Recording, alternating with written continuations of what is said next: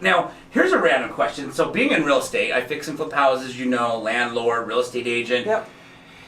I buy houses, right? And so we'll test them for meth because we need to know if we need to get them clean before we put them back on the market. Yep. I was once chatting with a recovering meth. He did it. I know he was a NAD. I don't think he was a NAD, but he did meth. A user. Thank you.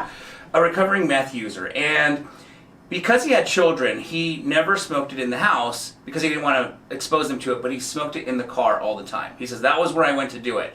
And then he chuckled and he's like, gosh, I didn't even think about this, but he goes, I actually sold that car. I was like, oh gosh, and that's where you did it all the time? So do you ever get called to decontaminate automobiles? Yeah. You do? Yeah. Okay. I've got my team finishing up one today, in fact. Really? Yeah. Stolen cars, test them. Got it. Test them. Gotcha. Okay. Yeah. I would have never even thought to test a car until he told me that. I was like, yeah. I know. The things I've learned about meth in the last 5 years, too. I'm like, who knew? Seriously.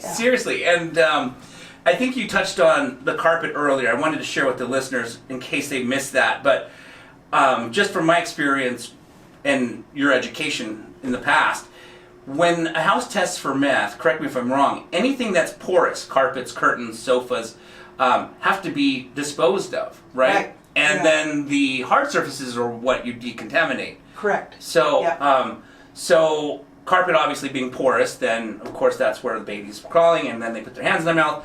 With automobiles, I'm trying to just think here, like, is a leather sofa or a leather seat considered porous? Do you get to salvage those, or are you taking those seats out of the car? They're porous. Oh. There is a lot of porous in there. Okay, that's what I thought. A lot of porous.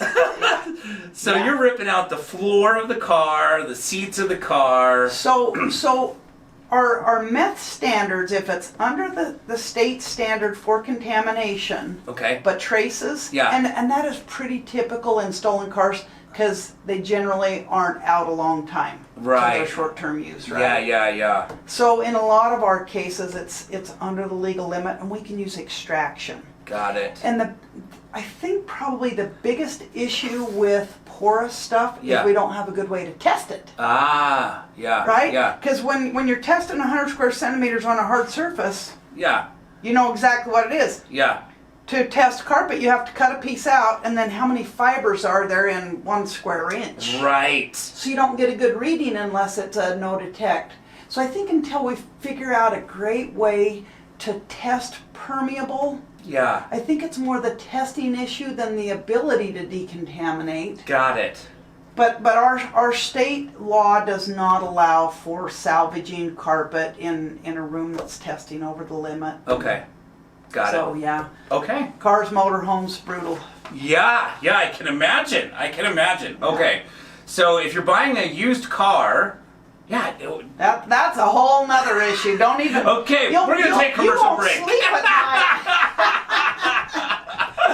Oh man! All right. Well, when we come back from commercial, I am going to ask Ann, what does the remediation process look like? Because I have an idea what it looks like because Ann has helped me on multiple houses in the past, and you get locked out of the house.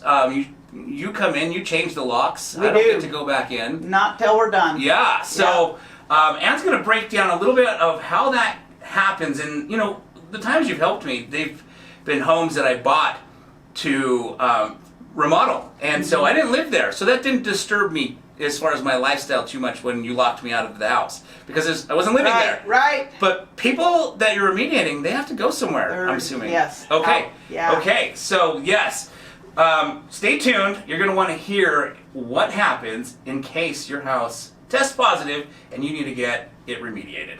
Okay, before we part ways, in case you have a dog or know someone else who does have a dog, I wanted to take a quick second to show you the Snap Leash. The Snap Leash can literally do so many things, and I'm going to share with you one of the many cool things that it can do. As you can see, the Snap Leash is designed with 2 swivel hooks, one on each end. This end has a cushion stitched into it to make it comfortable when walking your dog. Now, all you have to do is take this swivel hook, put it into this very first grommet, and now you've got your handle. Okay, so now let's imagine you're at the park and you want to secure your pet quickly, safely, and easily to a park bench, a tree, or a pole because you just want to sit down and relax. Well, all you need to do is take this swivel hook, remove it from the very first grommet, wrap this leash around any size tree or pole or park bench, and put it into the appropriate grommet, and now you have secured your pet quickly, safely, and easily. And when it's time to head home, another great feature about the snap leash is you can simply wrap it around your waist for hands-free walking. Lastly, if you ever accidentally forget your waist bags at home,